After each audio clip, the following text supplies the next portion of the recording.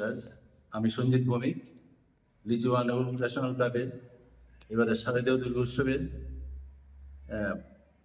President, পূজা president. আমি আপনাদের সবাইকে লিচু বাগান ওল ন্যাশনাল ক্লাব পক্ষ থেকে আমাদের পুজোতে আসার অনুরোধ করব। আজকে আমাদের খুঁটি পূজার মধ্য দিয়ে এই পূজার শুভারম্ভ হয়েছে।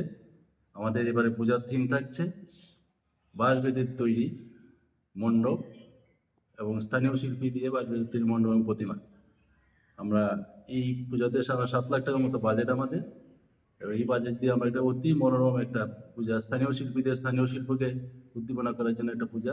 কেন আমরা বাঁশ বেতের তৈরি বেছে নিলাম? কারণ বাঁশ শিল্প ত্রিপুরাতে খুব সমাদৃত, বাঁশের জিনিস সারা ভারতবর্ষে সারা পৃথিবীতে সমাদৃত। সেই শিল্পকে আমরা উজ্জীবিত করার জন্যই বাঁশ বেতের তৈরি শিল্পকে আমরা নিয়ে এগুচ্ছি। এই পুজো খুবই সুন্দর হবে, সবাইকে আমরা বলবো এই পূজাতে আসতে। আমরা সবসময় সারা বছর একটা সামাজিক অনুষ্ঠান করে থাকি, এবারও উদ্বোধনের সময় সেই বস্ত্রদান থেকে শুরু করে সব কিছু করবো। আমাদের ভলেন্টিয়াররা পূজাতে সবসময় আইন শৃঙ্খলা বজায় রাখার জন্য খুব চেষ্টা করবে।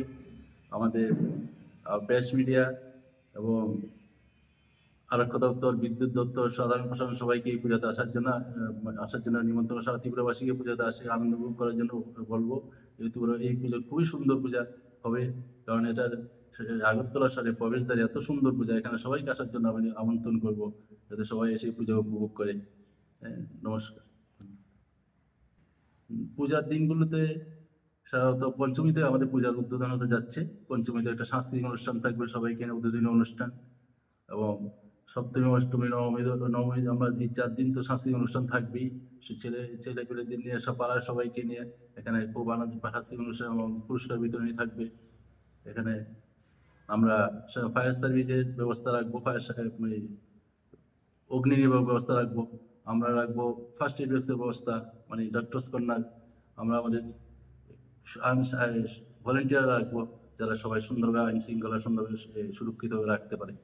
আমাদের পূজাতে সব ধরনের ব্যবস্থা রাখবো আমরা, যাতে খুব সুন্দর একটা পূজা আমরা সবাইকে, সারা ত্রিপুরাবাসীকে উপহার দিতে পারি। আমি আপনাদের মাধ্যমে সারা ত্রিপুরাবাসীকে এই পূজা আসে আনন্দ উপভোগ করার জন্য বলবো। এটা কাল্পনিক মন্দির, এটা নতুন চিন্তাধারার মন্দির। এটা আমরা কোনো রিপ্লেকা নিয়ে কাজ করি না, আমরা সাধারণত নতুনত্বের সবসময় নতুনত্ব নিয়ে কাজ করি। আমাদের এই